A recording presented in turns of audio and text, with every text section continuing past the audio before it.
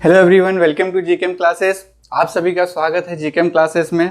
और मैं अपने कोऑर्डिनेशन केमिस्ट्री के लेक्चर को आगे बढ़ाते हुए आज हम लोग कुछ factors affecting crystal field stabilisation energy देखेंगे। फिर साथ में बहुत इंपॉर्टेंट है, वो बहुत कम जगह मिलता है आपको, लिगैंड फील्ड थ्योरी के बारे में डिस्कस करेंगे, है ना, लिगैंड फील्ड थ्योरी।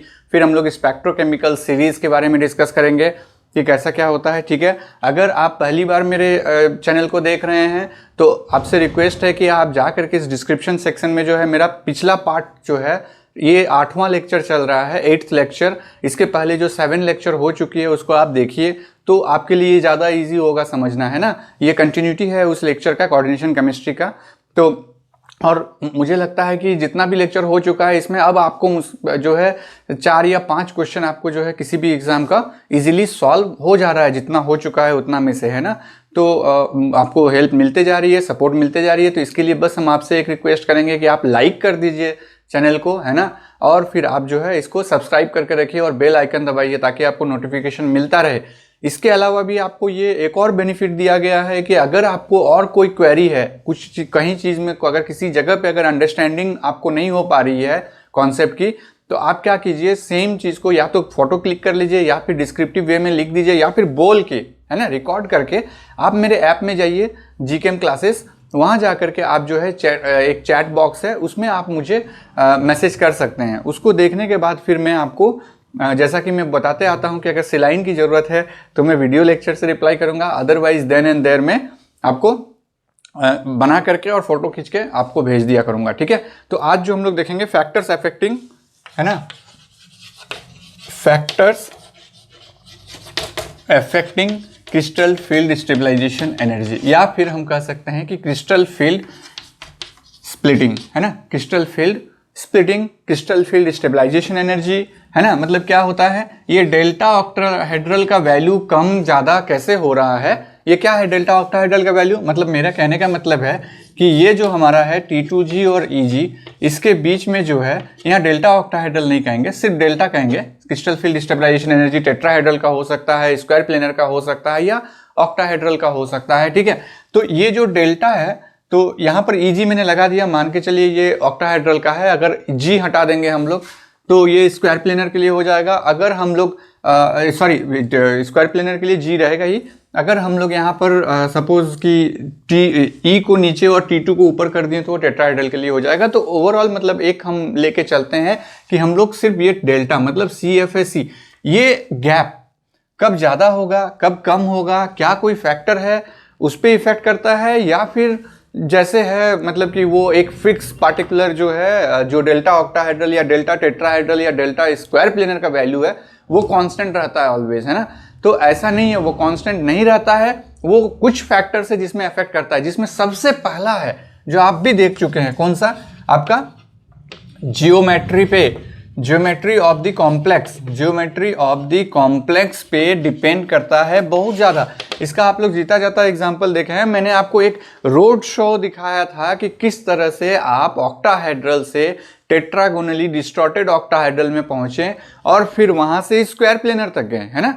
तो जो उस दौरान में क्या हुआ, हमारा जो एनर्जी डेल्टा ऑक्टाहेड्रल मतलब जो डेल्टा वैल्यू है, CFAC वैल्यू है, या जो स्प्लिटिंग है, क्रिस्टल फील्ड स्प्लिटिंग है, वो क्या था हमारा, कैसे बढ़ते गया, है ना, क्यों बढ़ा, सारा चीज़ हमने डिस्कस किया था। तो उसके लिए आप जाकर के प्रीवियस वीडियो मेरा देख सकते हैं, उसमें इन डिटेल समझाया हुआ है और बहुत मज़ेदार तरीके से समझाया हुआ है ना। तो अभी देखिए जियोमेट्री में क्या असर, हमने देखा था कि डेल्टा टेट्राहेड्रल से ज़्यादा एनर्जी है आपका डेल्टा ऑक्टाहेड्रल, इससे ज़्यादा एनर्जी था आपका डेल्टा स्क्वायर प्लेनर। तो ये ज्योमेट्री में डिपेंड कर रहा है और ये इन डिटेल हमने कल देखा था, लेकिन इसको लिस्ट कर दिया मैंने कि किस पे डिपेंड है। तो ज्योमेट्री ऑफ द कॉम्प्लेक्स में ये पूरी तरह से डिपेंडेंट है कि किस तरह से ये स्प्लिटिंग करेगा, है ना। तो ये तो हो गया आपका ज्योमेट्री। सेकंड क्या है जिस पे ये डिपेंड करता है आपका हम लोग लिगैंड तक में आएंगे तो तीन चार है। एक ज्योमेट्री ऑफ द कॉम्प्लेक्स हो गया, एक चार्ज, है ना, charge on the central metal. CM क्या है यहाँ, चीफ मिनिस्टर नहीं, सेंट्रल मेटल। सेंट्रल मेटल के चार्ज पे बहुत ज्यादा डिपेंड करता है। सपोज आपके पास मेटल इन +3 स्टेट है, ठीक है, मेटल इन +2 स्टेट है, मेटल इन प्लस है, तो क्या होगा, ये चार्ज ज़्यादा हुआ, ये थोड़ा कम हुआ, ये थोड़ा कम है। तो अब चार्ज पे कैसे डिपेंड करता है, हम वो ऑर्डर देने से पहले, मतलब जो एक चार्ज का जो ऑर्डर है वो देने के पहले जो हम आपको समझा देते हैं कि कैसे क्या इफेक्ट पड़ता है चार्ज का। तो देखिए, जो जितना ज़्यादा पॉजिटिविटी रहेगा वो क्या करेगा, उतना ही ज़्यादा लिगैंड को अपने तरफ अट्रैक्ट करेगा, और वो अगर ज़्यादा लिगैंड को अपने तरफ अट्रैक्ट करेगा तो क्या होगा, वहाँ पे ज़्यादा रिपल्शन बढ़ेगा, है ना। जितना ज़्यादा इलेक्ट्रॉन मतलब लिगैंड को अप्रोच करेगा, लिगैंड क्या लेके आता है अपने साथ, या तो नेगेटिव चार्ज या फिर न्यूट्रल, मतलब या तो लोन पेयर लेके आता है या तो नेगेटिव चार्ज लेके आता है। तो जब वो लेकर के आएगा, इसका मतलब वो अप्रोच करेगा मेटल, सेंटर मेटल में, तो सेंट्रल मेटल के पास जब अप्रोच करेगा तो वहां पे एक रिपल्शन डेवलप करेगा, है ना। तो जो उस रिपल्शन के कारण उसका CFSE वैल्यू इंक्रीज कर जाएगा। तो अगर हम इसका ऑर्डर लगाते हैं कि CFSE का ऑर्डर क्या होगा, तो आप इजीली अभी आराम से कह देंगे कि 3+ का ज़्यादा होगा, then 2+ and then metal plus, है ना। ये ऑर्डर को फॉलो करेगा। क्यों करेगा, क्योंकि इसके पास ज़्यादा पॉजिटिविटी है, तो ये लिगैंड को बहुत जल्दी अपने तरफ अट्रैक्ट करेगा, और लिगैंड जितना जल्दी मेटल के पास आएगा उतना ही ऑर्बिटल और ऑर्बिटल में क्या होगा, रिपल्शन होगा, और रिपल्शन होने के कारण क्या होगा, ये इसका CFSE वैल्यू इंक्रीज कर जाएगा, है ना। ठीक है, और भी कुछ इसमें ऐड करना है नहीं, ठीक है। तो यहाँ पर क्या हो जाएगा, आपका जो मेटल टू लिगैंड जो इंट्रैक्शन है, यहाँ पर जो मेटल टू लिगैंड इंट्रैक्शन है वो ज़्यादा किस में होगा आपका, इस तरह से भी पूछ सकता है, जैसे कि स्टेटमेंट क्वेश्चन में कैसे होगा, मेटल टू लिगैंड इंट्रैक्शन, है ना। इस तरह इसका अगर ऑर्डर आपसे पूछे, मेटल टू लिगैंड का इंट्रैक्शन का ऑर्डर बताइए, तो सबसे ज़्यादा किस में होगा, +3 में होगा, देन +2 में होगा, देन प्लस में होगा, ठीक है। तो ज़्यादा इंट्रैक्शन होगा तो ही ज़्यादा रिपल्शन होगा ना, ये एक तरीका हो गया। दूसरा क्या हो गया, मेटल टू लिगैंड, जितना स्टेटमेंट क्वेश्चन बन सकता है हम आपको बता रहे हैं। मेटल टू लिगैंड रिपल्शन का ऑर्डर बताइए, है ना। रिपल्शन का ऑर्डर क्या होगा, सेम वही रिपल्शन का ऑर्डर होगा, है ना। एक ही चीज को घुमा घुमा के अलग अलग क्वेश्चन तरीके से वो क्वेश्चन पूछ सकता है ना। ये रिपल्शन हुआ। फिर CFSE वैल्यू बताइए, तो ये हो गया। फिर पूछ सकता है CFS, crystal field splitting, D का जो स्प्लिटिंग है, एक्सटेंट ऑफ स्प्लिटिंग, है ना। मतलब डी सबसे ज्यादा स्प्लिट कहां करेगा, सबसे कम स्प्लिट कहां करेगा, तो ये ऑर्डर है। जहां ज्यादा रिपल्शन होगा वहां ज्यादा ये से वो स्प्लिट करेगा, ठीक है। तो ये आपका जो है ट्रेंड है, जो कि जो ऑक्सीडेशन स्टेट पे डिपेंड करता है। और साथ में एक और चीज मैं बताना चाहूंगा इसके साथ, कि आप इसको रिलेट कर सकते हैं इस तरह से, चाहे कहीं पर भी हो, आप उसको ऐसे रिलेट कर सकते हैं कि जितना ज्यादा CFSE वैल्यू होगा, इफ इट इज इंक्रीजिंग, क्या होगा आपका डेल्टा वैल्यू जो है वो भी इंक्रीज करेगा। तो क्या इंक्रीज करेगा, इससे जो आपका पर सेंटीमीटर वैल्यू जो वेव नंबर है वो भी इंक्रीज करेगा, ठीक है। इससे क्या होगा, आपका वेव नंबर इंक्रीज करेगा, तो उससे क्या होगा आपका इससे क्या होगा, ये होगा, तो लैम्डा मैक्स जो है वो डिक्रीज करेगा, क्योंकि ये वेव नंबर इंक्रीज कर रहा है तो लैम्डा मैक्स डिक्रीज करेगा। और लैम्डा मैक्स अगर डिक्रीज कर रहा है तो हम लोग क्या कर सकते हैं, उस कॉम्प्लेक्स का जो कलर है वो भी डिक्रीज करेगा, है ना। मतलब वो लेस कलरफुल होगा। इसका मतलब आप कितने तरह का चीजें बता सकते हैं एक पार्टिकुलर कॉम्प्लेक्स में। मेरे पास एग्जाम्पल है, मैं एक एग्जाम्पल ले लेता हूं, उससे डिस्कस करता हूं कि क्या आप बता पा रहे हैं उसमें, हम उसको देखते हैं। चलिए, NH3 क्या क्या इससे हम लोग गैदर कर सकते हैं उसको देख रहे हैं। ऑप्शन नंबर B, ये दोनों को कंपेयर करना है हमको, NH3 और यहां पर हम करेंगे 2+। अब देखिए हो क्या रहा है, यहां पे इस कोबाल्ट पे क्या चार्ज है 3+, यहां पे इस कोबाल्ट का क्या चार्ज है 2+। अब आप बताइए इस दोनों में CFSE वैल्यू या क्रिस्टल फील्ड स्प्लिटिंग सबसे ज्यादा किसका होगा, है ना। अगर पूछेगा कि इस दोनों में सबसे ज्यादा स्टेबल कौन है, वैसा भी पूछ सकता है, स्टेबिलिटी भी पूछ सकता है। और हमें पता है पहले ही क्लास में, मतलब पिछले क्लास में ही, पिछले क्लास में हम लोग देख चुके हैं कि जितना ज्यादा CFSE वैल्यू रहेगा वो कॉम्प्लेक्स उतना ही ज्यादा क्या रहेगा, हमारा स्टेबल रहेगा, है ना। जितना ही ज्यादा वो हमारा CFSE वैल्यू होगा वो उतना ही ज्यादा स्टेबल होगा। इसका मतलब हम लोग यहाँ पर एक और लाइन जोड़ दीजिए कि उतना ही ज्यादा जो है, जितना ज्यादा CFSE होगा उतना ही ज्यादा स्टेबिलिटी भी इंक्रीज करेगा, है ना। तो ये सब आप जो है एक कॉपी में लिख के रखिए, है ना। ये सब आपको काम आएगा, यही सब रोड मैप आपको काम आता है एग्जाम के पहले, ठीक है। अभी आप इन डिटेल पढ़ेंगे। तो अभी इस कॉम्प्लेक्स में आ जाते हैं। अब तक आपका आंसर आ गया होगा कि बहुत सारा क्वेश्चन इसमें बन सकता है। इस दोनों में बताइए नंबर ऑफ अनपेयर्ड इलेक्ट्रॉन्स, इस क्वेश्चन में बताइए हाइब्रिडाइजेशन, इस क्वेश्चन में बताइए मैग्नेटिक प्रॉपर्टीज, पैरामैग्नेटिक है कि डायमैग्नेटिक, म्यू स्पिन वैल्यू बताइए, ठीक है, इनर ऑर्बिटल कॉम्प्लेक्स है कि आउटर ऑर्बिटल कॉम्प्लेक्स है। आप इसमें अभी जो नया अभी सीखे उसमें से बताइए कि इसमें CFSE वैल्यू किसका ज़्यादा होगा। आप इसमें बता सकते हैं कि डेल्टा ऑक्टाहेड्रल वैल्यू किसका ज़्यादा होगा। आप बता सकते हैं कि किसका वेव नंबर, जो वेव नंबर है ये किसका ज़्यादा होगा, या फिर आप इसमें लैम्डा मैक्स किसका जो है ज़्यादा होगा या कम होगा वो बता सकते हैं। इस दोनों में कौन ज़्यादा कलरफुल होगा, मतलब कौन ज़्यादा इंटेंस कलर की होगा और कौन कलरलेस होगा वो भी बता सकते हैं। और फाइनली आप बता सकते हैं कि दोनों में कौन ज़्यादा स्टेबल है। इतना सारा चीज़ आप बता सकते हैं इस दोनों कॉम्प्लेक्स का। देखिए सबसे पहले तो मेटल +3 स्टेट में है, मेटल +2 स्टेट में है। तो मेटल जब +3 स्टेट में है तो क्या करेगा, जल्दी से न्यूट्रल होने के लिए क्या करेगा, ये लिगैंड को अपने तरफ अट्रैक्ट करेगा। और लिगैंड जब इसके तरफ अट्रैक्ट होगा बहुत ज़्यादा तो क्या होगा, रिपल्शन बढ़ेगा। रिपल्शन बढ़ेगा तो डी स्प्लिटिंग है वो बढ़ेगा, है ना। स्प्लिटिंग जो है crystal field splitting D orbital का, वो स्प्लिटिंग बढ़ेगा तो क्या होगा, इसका CFSE ज्यादा होगा। यानी कि हर तरीके से अगर हम देखेंगे CFSE वैल्यू A का ज्यादा होगा B से, ठीक है। Octahedral value, delta octahedral value A का ज्यादा होगा B से, पर सेंटीमीटर वैल्यू A का ज्यादा होगा B से, लेमडा मैक्स B का ज्यादा होगा A से, कलरफुल कौन सा होगा, B ज्यादा कलर्ड होगा A से, B का कलर ज्यादा होगा A से।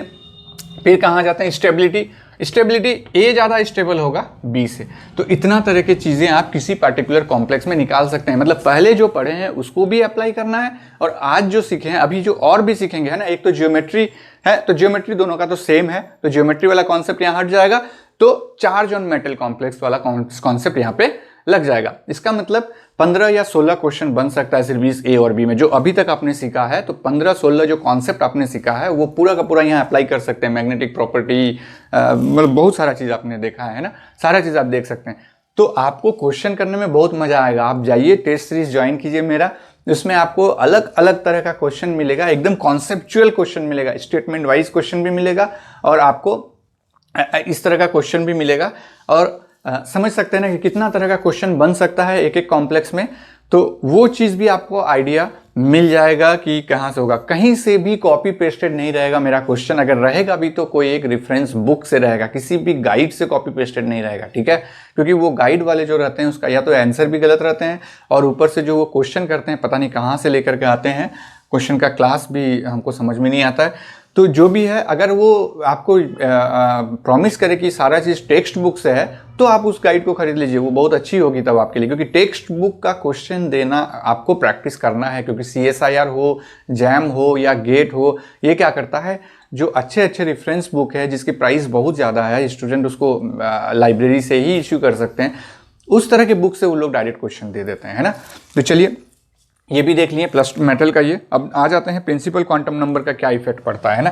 तो आज हम लोग फैक्टर अफेक्टिंग देख रहे हैं और इसी के साथ से हम लोग लिगैंड फील्ड थ्योरी में घुस जाएंगे, है ना, जो एक छोटा सा है, मतलब क्रिस्टल फील्ड थ्योरी जैसा ही है, लेकिन थोड़ा सा जो क्रिस्टल फील्ड थ्योरी बार बार अपने आप को डिफेंस करता है ना कि हम यहाँ पर जो है इलेक्ट्रोस्टैटिक फोर्स ऑफ अट्रैक्शन लगता है, लिगैंड को एज ए पॉइंट चार्ज है, वो थोड़ा सा जो है यहाँ डिस्टर्ब हो जाता है लिगैंड फील्ड थ्योरी में, है ना। जब वो डिस्कस करेंगे तो वहाँ देखेंगे हम लोग। तो अभी जो नेक्स्ट है हमारा, दो देख लिया हमने, ज्योमेट्री देख लिया, मतलब ज्योमेट्री पे फैक्टर डिपेंड कर रहा था डी स्प्लिटिंग। फिर हमने देख लिया कौन सा आपका ज्योमेट्री के बाद हमने देख लिया मेटल का जो चार्ज है ना, सेंट्रल मेटल का जो चार्ज है उस पर भी कैसे डिपेंड कर रहा था, है ना। अभी हम लोग तीसरा जा रहे हैं कि प्रिंसिपल क्वांटम नंबर, है ना, प्रिंसिपल क्वांटम नंबर पे कैसे डिपेंड कर रहा है ना, it's depend on principal quantum number. इसको हम n लेके चलेंगे, इतना लंबा नहीं लिखेंगे बार बार।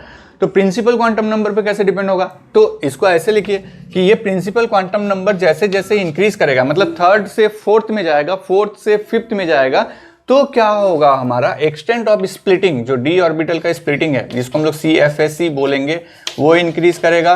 तो इससे क्या होगा, बाकी जो था ट्रेंड उसको पूरा लिख लीजिए और इसको जोड़ दीजिए, है ना, ये बढ़ेगा तो सब बढ़ेगा। मेटल का +3 चार्ज डिपेंड नहीं करता उस पर, है ना, तो इसके साथ उसको नहीं लिखेंगे, ठीक है।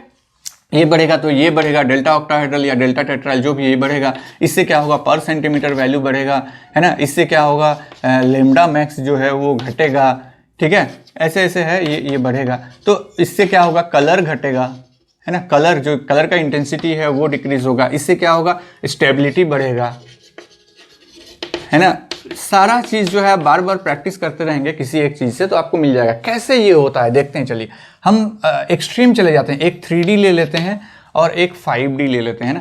कोई एक ये को बनाते हैं, हम डी जेड स्क्वायर को बनाते हैं ना, एक ही ऑर्बिटल को बनाते हैं। ये 3D, सपोज कि ये 3D है हमारा, ये हमारा 3D है, ये ऑर्बिटल हो गया कौन सा 3D का, कोई एक ले लिए हमने dz2। अगर आप कहेंगे कि ऑर्बिटल चेंज करना तो सेम ऑर्बिटल दोनों में लेंगे तभी कंपेयर कर पाएंगे, है ना। अगर आप dx2y2 बोलेंगे तो dx2y2 भी ले सकते हैं, ऐसा नहीं है। dz2 इसीलिए लेंगे क्योंकि सिंपल है, एक लाइन में हो जा रहा है ना, नहीं तो पूरा 4-5 फ्लैग लेना पड़ेगा। और 5D के लिए क्या करना होगा हमको, 5D को थोड़ा और ऊपर लिखिए क्योंकि इसकी ज़रूरत है हमें। 5D तो क्या होगा, शेप तो सेम ही रहेगा लेकिन क्या होगा, हमारा साइज इंक्रीज कर जाएगा। अब समझ में आ रहा है दोनों में क्या अंतर है।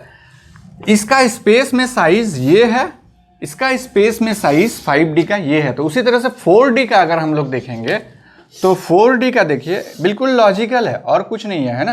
तो इसका अगर हम देखेंगे तो ये हो गया 4D मान के चलते हैं। उतना परफेक्टली तो नहीं बना है, डायग्राम में वैसे ही मेरा वीक है, अदरवाइज बायोलॉजी ले लेते हैं, है ना।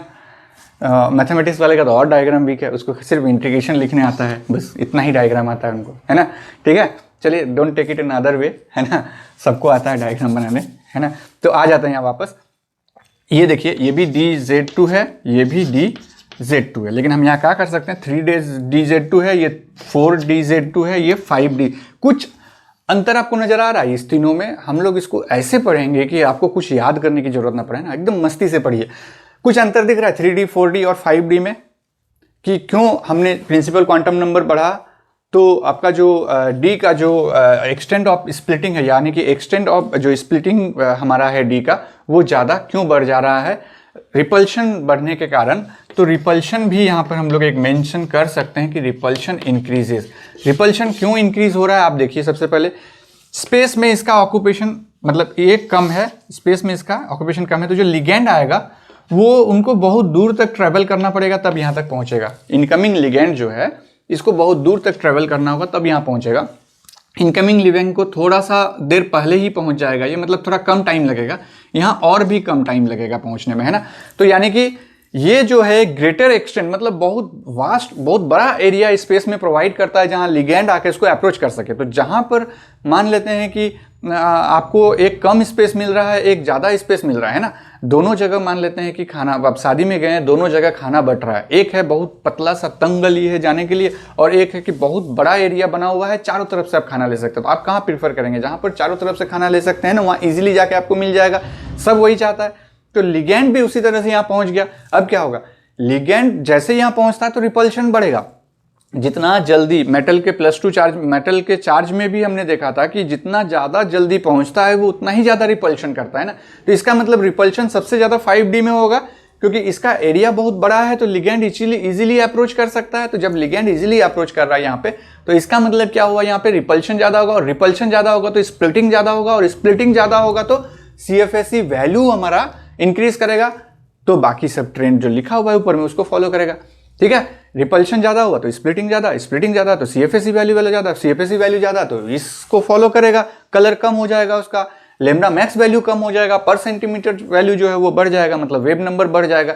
तो इसीलिए जो है हम लोग इसको इस तरह से लिख सकते हैं कि 5D का CFSE ज़्यादा होगा देन 4D देन 3D, है ना। तो इस तरह से ये डिपेंड करता है। तो एक एग्जाम्पल ले लेते हैं, सबसे ज़्यादा अच्छा है कि एग्जाम्पल, अब एग्जाम्पल लिखने के लिए भी जगह नहीं छोड़े, है ना। यहाँ लिख देता हूँ, और तीनों में आप बताइए, हम आपसे चाह रहे हैं कि आप बताइए कि इसमें से CFSE वैल्यू किसका ज़्यादा होगा। ऐसे तो बहुत कुछ बता सकते हैं आप इसमें, जितना तरह का चीज़ सीखें। ये A हो गया, फिर से क्यों लिख रहा हूँ, ये B हो गया आपका, B में हो गया ये रोडियम और NH3। बस आपको कमांडिंग क्या करना है, D ब्लॉक एलिमेंट का एलिमेंट्स को जान के रखना है। प्रोसेस तो आप सीख गए हैं, लेकिन अगर एलिमेंट ही नहीं जान पाएंगे कौन कहाँ पर है, तब तो सब गड़बड़ हो गया, है ना। C में जाएंगे इरिडियम NH3 6 3, मतलब आपको खाना, बैड जोक अभी जो मैं बताने जा रहा हूँ वो बैड जोक है, माइंड नहीं कीजिएगा। आपको भूख लगा है बहुत जोर से, और सुलभ शौचालय के आसपास में घूम रहे हैं ना, तो खाना कहाँ से मिलेगा आपको, तो सही जगह जाना होगा ना, होटल में, तभी खा पाएंगे ना। सॉरी, मुझे मालूम था बैड जोक था। तो अभी आ जाते हैं यहाँ पर वापस। तो ये ये और ये, ठीक है। इस तीनों में आप क्या देख रहे हैं, ये कोबाल्ट, रोडियम और इरिडियम, ये 3D मेटल है, ये 4D मेटल है और ये 5D मेटल है। लिगेंड देखिए तीनों में सेम है, चार्ज तीनों में सेम है, तो चार्ज के बेसिस पे भी नहीं जा सकते हैं। ज्योमेट्री तीनों में सेम है, ऑक्टाहेड्रल है ना, तो ज्योमेट्री भी सेम है, चार्ज भी सेम है। तो और आपका जो है अभी जो है सिर्फ प्रिंसिपल क्वांटम नंबर चेंज हो रहा है, n equal to 3, n equal to 4, n equal to 5। तो ये 5 है मतलब उसका ऑर्बिटल इतना बड़ा रहेगा इरिडियम का, 4D है मतलब रोडियम का ऑर्बिटल इतना बड़ा रहेगा, और कोबाल्ट का 3D है मतलब ऑर्बिटल इतना बड़ा रहेगा। इसका मतलब ये NH3, अब बाकी सब तो कांस्टेंट है, तो ये NH3 ज्यादा जल्दी कहां अप्रोच करेगा, ये छोटा सा जगह में जाना चाहेगा या इस पे जाना चाहेगा या इस पे जाना चाहेगा, सबसे बड़ा जगह जो दिया हुआ है वहां जाना चाहेगा, क्योंकि वो इजीली मिल जाएगा उसको ऑर्बिटल, ज्यादा ढूंढना नहीं पड़ेगा। तो यहां पर जब ये पहुंच जा रहा है तो इसका मतलब यहां पर रिपल्शन ज्यादा हो रहा है, रिपल्शन ज्यादा होगा तो स्प्लिटिंग ज्यादा होगा, तो ये फॉलो किस ट्रेंड को करेगा, अगर CFSE वैल्यू के हिसाब से हम लिखेंगे तो C का सबसे ज्यादा होगा, देन B का ज्यादा होगा एंड देन A का ज्यादा होगा। अगर आपसे पूछेगा कि कलर बताइए तो जस्ट उसका रिवर्स हो जाएगा। अगर आपसे पूछेगा कि फ्रीक्वेंसी है ना, मतलब कि उसका फ्रीक्वेंसी क्या होगा या एनर्जी क्या होगा, इलेक्ट्रो मतलब जो स्पेक्ट्रम है, स्पेक्ट्रम में वो किस जगह आएगा, तो क्या हो जाएगा, जो जितना ज्यादा स्प्लिटिंग करेगा वो उतना ज्यादा उधर में आएगा, क्योंकि पर सेंटीमीटर वैल्यू वो इंक्रीज करता है, तो यही ट्रेंड को फॉलो करेगा एब्जॉर्प्शन का, ठीक है। उसके बाद फिर और क्या था आपका, कलर इंटेंसिटी तो हो गया, स्टेबिलिटी भी यही होगा, C ज्यादा स्टेबल होगा, देन B, देन A, है ना।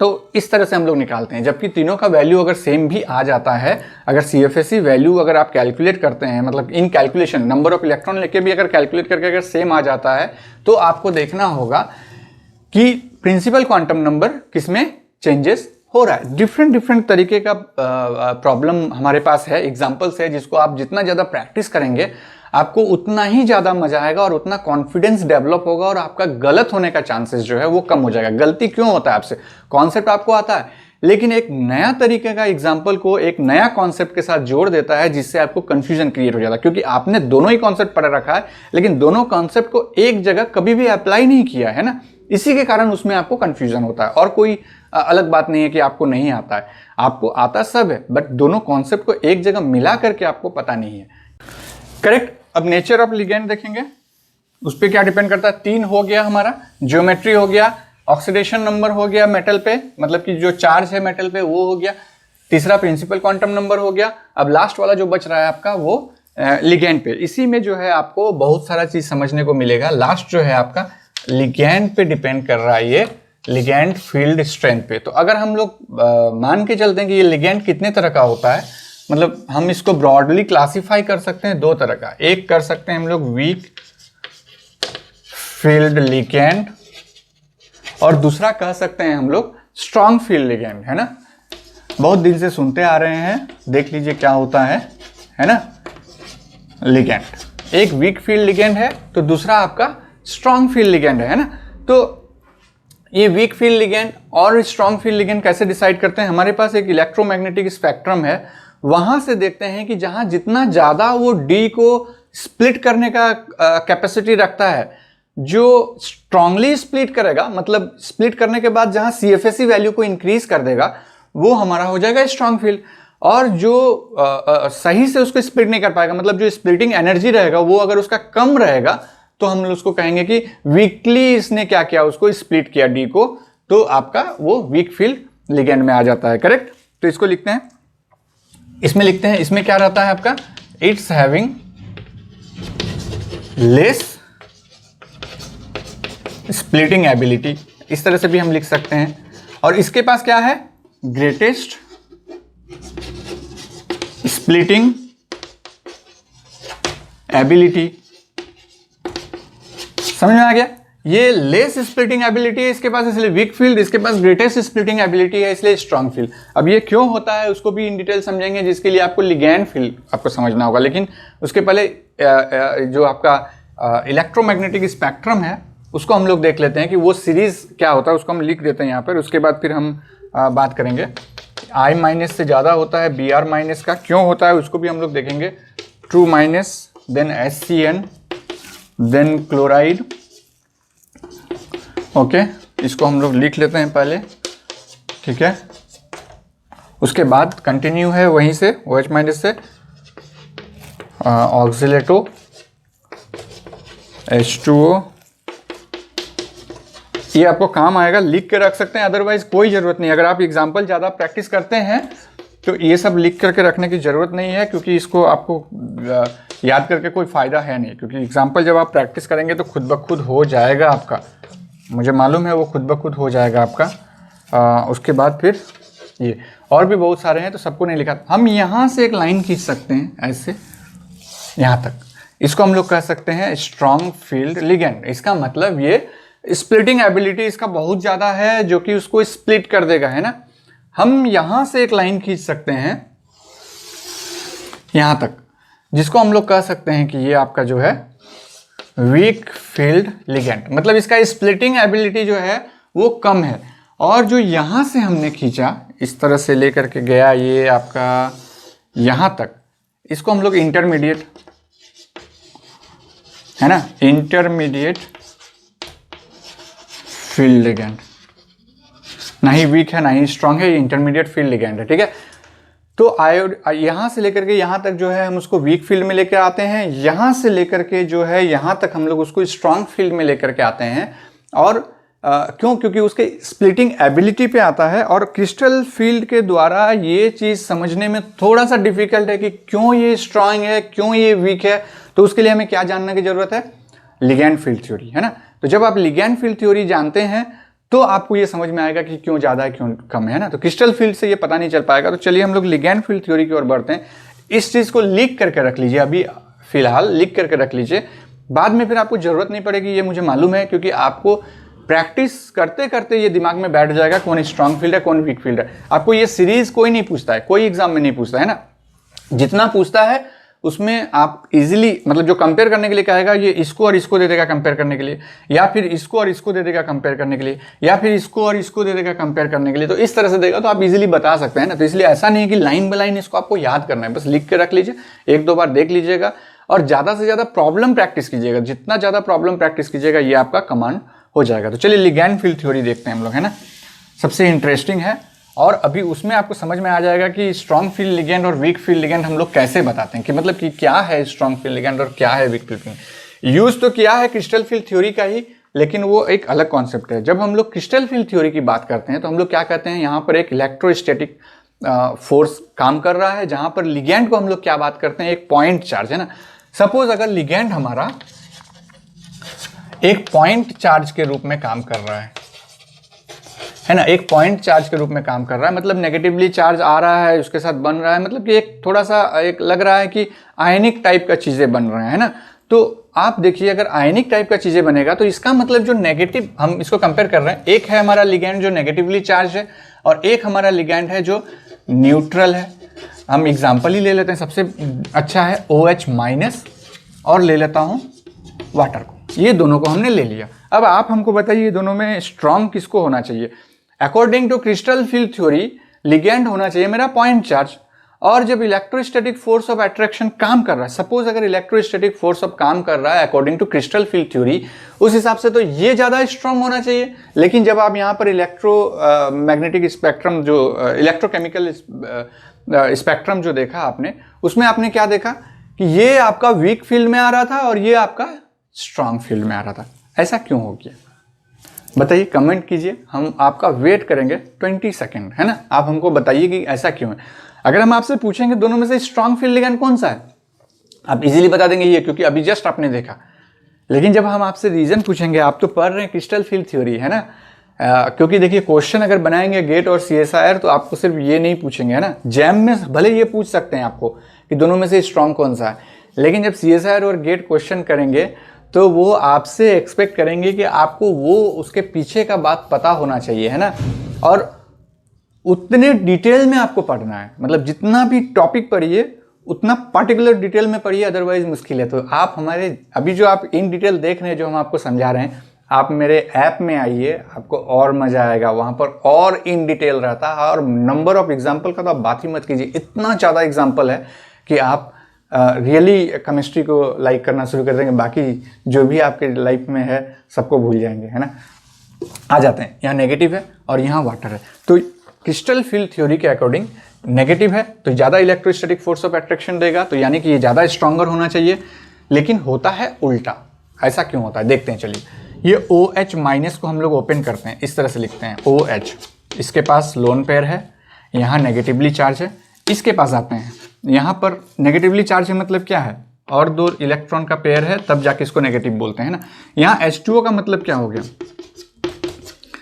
यहाँ पे लोन पेयर है, यहाँ पे लोन पेयर है। तो देखिए यहाँ पर टोटल 3 लोन पेयर है, यहाँ पर टोटल 2 लोन पेयर है। और जो मेटल और लिगैंड का आपने शुरू किया था पढ़ने के लिए, तो सपोज ये हमारा मेटल है ना, और जो ये लिगैंड के साथ बॉन्ड बना रहा है, तो ये तो एक सिग्मा बॉन्ड बना रहा है, कोई एक लोन पेयर इसके साथ आया, यहाँ पर भी कोई एक लोन पेयर, दोनों का सेम, दोनों को ऐसे बनाते हैं। यहाँ पर इसके लिए बनाते हैं मेटल और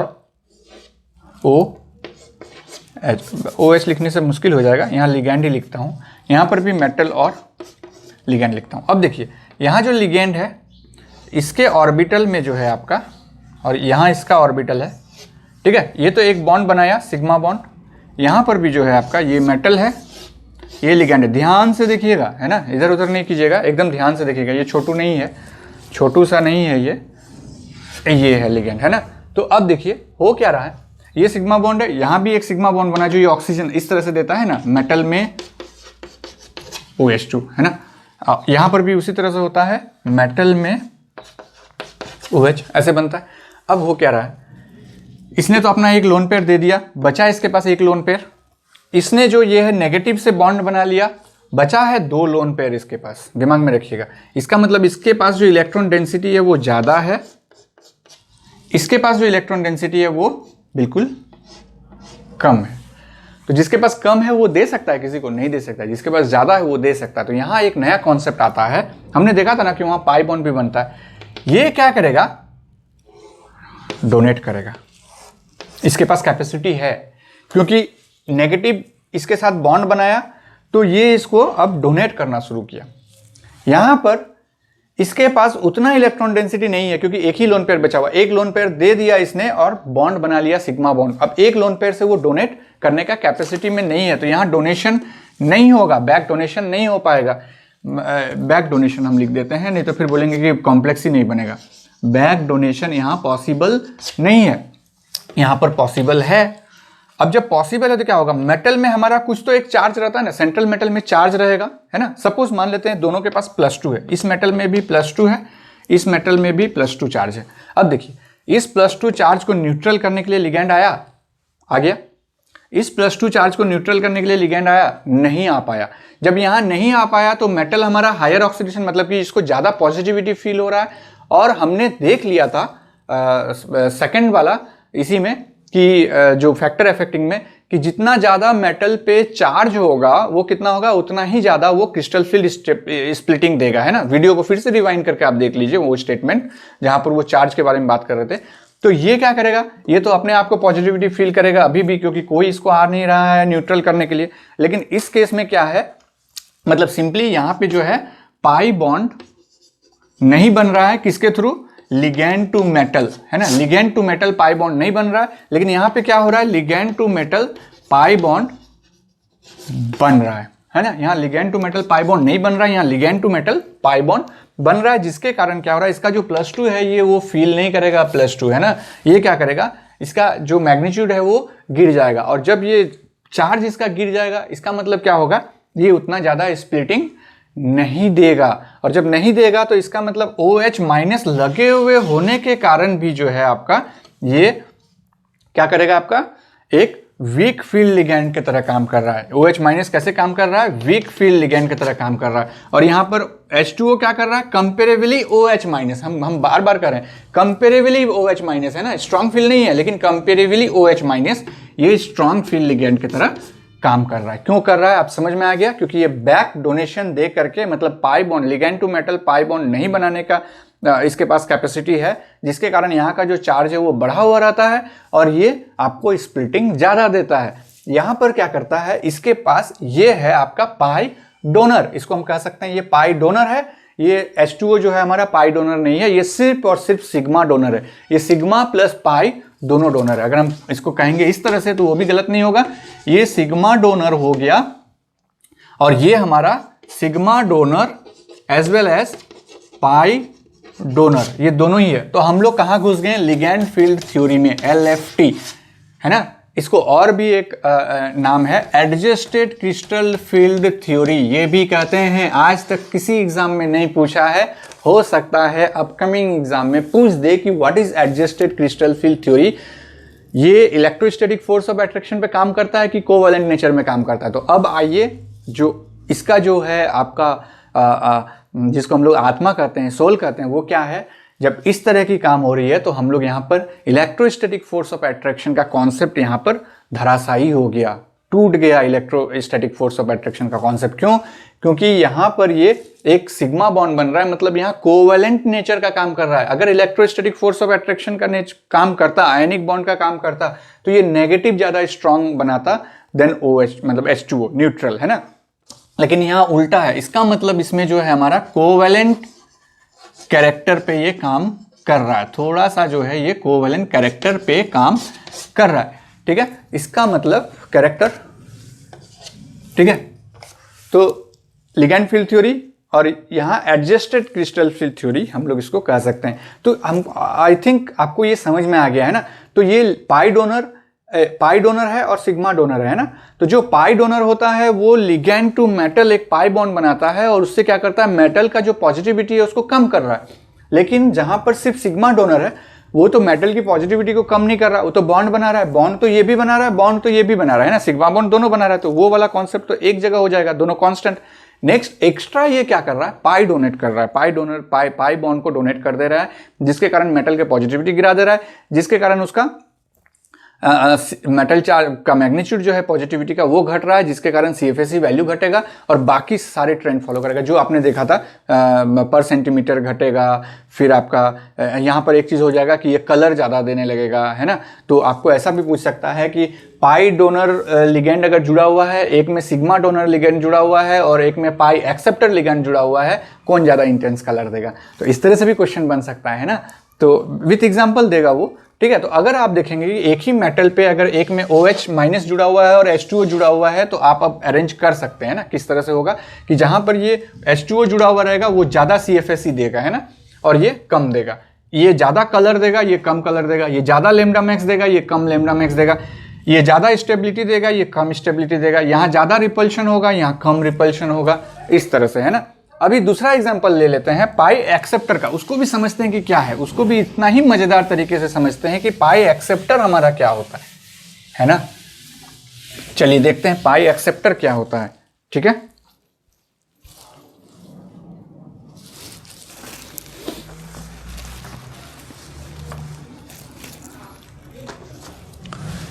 ठीक है, पाई एक्सेप्टर क्या होता है, इसका लिगैंड फील्ड थ्योरी के साथ क्या मतलब है ना। ये फिर CFT को, ये सारा जो हम लोग देख रहे हैं ये एडजस्टेड क्रिस्टल फील्ड थ्योरी है या फिर लिगैंड फील्ड थ्योरी है ना। ये दोनों में से मतलब हम लोग उसी के हेडिंग के अंडर हम लोग अभी देख रहे हैं ना। तो अब जैसे हमारे पास कुछ एग्जाम्पल हम लिख लेते हैं। जैसे कि आपके पास ये है, आपके पास बाइपिरिडिन है, आपके पास नाइट्रो है ना, आपके पास कार्बन मोनोऑक्साइड है, कार्बोनिल भी बोल सकते हैं इसको, कार्बन मोनोऑक्साइड, है ना, एटसेट्रा, ये है, ठीक है। तो ये सब आपका कैसे होता है, देखिए इस सब का अगर एमओ डायग्राम आप देखेंगे, है ना, जब केमिकल बॉन्डिंग क्लास हम लेंगे उसमें आप देखेंगे इन लोगों का एमओ डायग्राम। इसका जो एंटी बॉन्डिंग है वो नज़दीक होता है, मतलब इसका जो एंटी बॉन्डिंग है, बॉन्डिंग एंटी बॉन्डिंग होता है ना, नॉन बॉन्डिंग, तो एंटी बॉन्डिंग वाला जो पार्ट है, एंटी बॉन्डिंग, ये लोअर एनर्जी में होता है, मतलब ये लोअर एनर्जी में आता है एंटी बॉन्डिंग। तो इससे क्या होता है, यहाँ मेटल के पास क्या होना चाहिए, इलेक्ट्रॉन डेंसिटी ज़्यादा होना चाहिए, मतलब उसके डी ऑर्बिटल में ज़्यादा नंबर ऑफ इलेक्ट्रॉन भरा हुआ होना चाहिए, है ना। तो उस तरह के केस में क्या होगा, हम इसको कंपेयर करते हैं, सपोज हम इसको ले लिए या फिर उसको, कोई एक ले लीजिए, इसी को ले लेते हैं। तो एक बार हमने क्या किया, ये लिया, और दूसरी बार हम कौन सा ले लें, वाटर को ही ले लें, वाटर को ले सकते हैं, अमोनिया को ले सकते हैं, है ना, ये सब को ले सकते हैं, न्यूट्रल लिगैंड को ले सकते हैं, या OH माइनस को भी ले सकते हैं, है ना, OH माइनस को भी ले सकते हैं। अब आ जाते हैं यहाँ पर, ये मेटल है ना, और ये हमारा लिगैंड। यहाँ पर देखिए, आप अगर कहेंगे कि ये माइनस था, OH माइनस था, तो OH माइनस में क्या था, कंफ्यूजन आपको दूर कर देता हूँ, इसलिए तो मैंने ओपन करके लिखा था, ये लोन पेयर ऑलरेडी है और एक और जो इलेक्ट्रॉन का पेयर है वो माइनस कर रहा है। इसका मतलब total 3 unshared pair of electron है, जिसमें से एक आपका सिग्मा बॉन्ड में लग रहा है और बाकी दोनों इलेक्ट्रॉन डेंसिटी यहाँ पे है, तो वो तो ट्रांसफर करेगा ना मेटल के डी ऑर्बिटल में, तो इसीलिए वहां पर एक पाई डोनर के रूप में ये आ रहा था, है ना। तो इसको यहाँ नहीं देखेंगे, इसको यहाँ हटाते हैं हम लोग इसको देखते हैं। इसको अगर हम ओपन करेंगे, पहले इसको ओपन कर देते हैं, आपका कंफ्यूजन को भी दूर कर देते हैं। ये माइनस है और देखिए ये इस तरीके से यहाँ पर ये माइनस है, यहाँ से तो डोनेट करने का तो भूल ही जाइए। अगर इसका बस चले नाइट्रोजन का, ये तो दोनों का इलेक्ट्रोनेगेटिविटी में पता है ना कि ये इसको इधर खींचता है, जैसे ही खींचेगा तो यहाँ पर फिर से पॉजिटिविटी डेवलप हो जाएगा ना। ये नेगेटिव उतना ज़्यादा नेगेटिव नहीं रहता है कि किसी को डोनेट कर पाए, है ना, अच्छे से। इसीलिए यहाँ पर इस तरह से पूलिंग रहता है, तो यहाँ से तो पाई बॉन्ड तो किसी भी तरह से डोनेट नहीं होगा, है ना। मतलब ये अनसैचुरेशन जो है कार्बन में, तो ये नेगेटिव सिर्फ क्या कर सकता है, सिग्मा बॉन्ड बना सकता है। और हाँ, ये जो खींच रहा है इसके कारण इसमें अनस्टेबिलिटी हो रहा है, इस अनस्टेबिलिटी को पूरा करने के लिए ये वापस मेटल से भी खींच सकता है ना। इसीलिए कहते हैं कि ये पाई एक्सेप्टर है, कि ये मेटल से भी खींचेगा। देखिए अब जैसे हम बना रहे हैं तो अब ज़्यादा क्लियर हो जाएगा। ये मेटल है हमारा, मेटल को ऐसा लेंगे जहाँ पर इलेक्ट्रॉन डेंसिटी ज़्यादा हो, उस तरह का मेटल लेंगे दोनों साइड में। ये वाटर के लिए भी हम लोग मेटल में वही लेंगे जहाँ पर इलेक्ट्रॉन डेंसिटी ज़्यादा हो, क्योंकि कांस्टेंट नहीं रखेंगे तो फिर मुश्किल हो जाएगा, है ना। और ये लिगैंड के साथ जुड़ा हुआ है ना, ये लिगैंड का ऑर्बिटल है, यहाँ पर ये लिगैंड का ऑर्बिटल है। अब यहाँ पर ये माइनस आकर के इसके साथ सिग्मा बॉन्ड बनाया, यहाँ पर ये जो लोन पेयर है, ये लोन पेयर आकर के इसके साथ सिग्मा बॉन्ड बनाया, है ना, ये सिग्मा बॉन्ड बनाया। अब इसके पास एक लोन पेयर है तो ये ना ही ये देगा, और इसके पास लोन पेयर है तो ना ही ये उसको दे पाएगा, है ना, क्योंकि रिपल्शन होगा। ये वहाँ पे कैसे देगा, नहीं दे सकता है, ठीक है।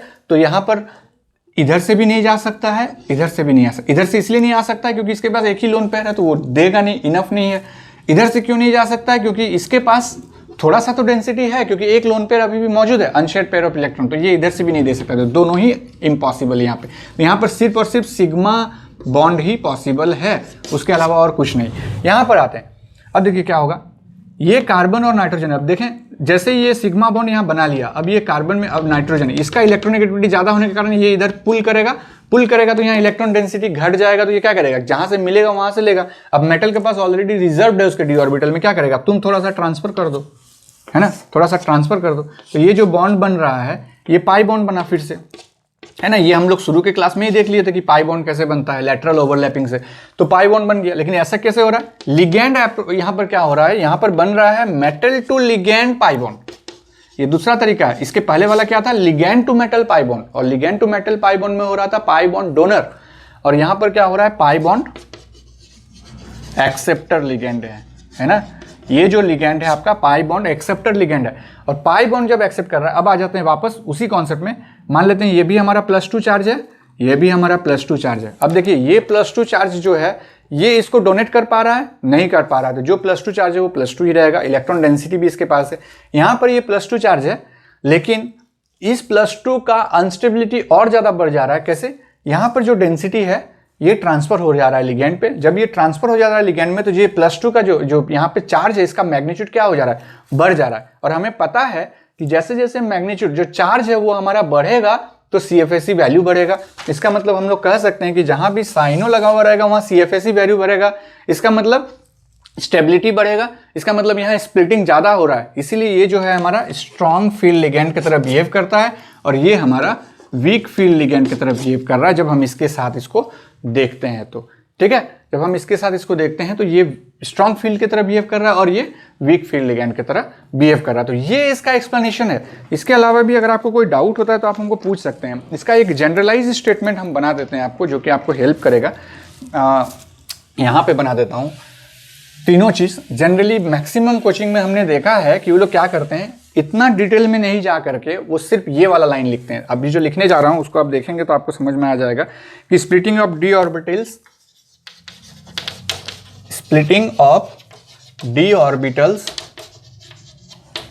ऑर्डर किस ऑर्डर को फॉलो करता है। तो वो सीधे लिखते हैं कि जो पाई एक्सेप्टर लिगैंड हो रहेंगे, पाई एक्सेप्टर लिगैंड का ज्यादा रहेगा, देन सिग्मा डोनर, देन आपका पाई डोनर का सबसे कम रहेगा। ये चीज दे देते हैं और कहते हैं कि इसको जो है आप याद कर लीजिए, आपका सब बन जाएगा। अरे भाई सब तो बन जाएगा, एग्जाम्पल देगा तब ना, स्टेटमेंट क्वेश्चन दे दिया तो, है ना। अगर स्टेटमेंट क्वेश्चन दे दिया तो जब आप इस तरह से इन डिटेल नहीं समझेंगे तो मुश्किल है। मेरा कहना है कि जब एग्जाम नजदीक में आए तब ये सब काम आता है।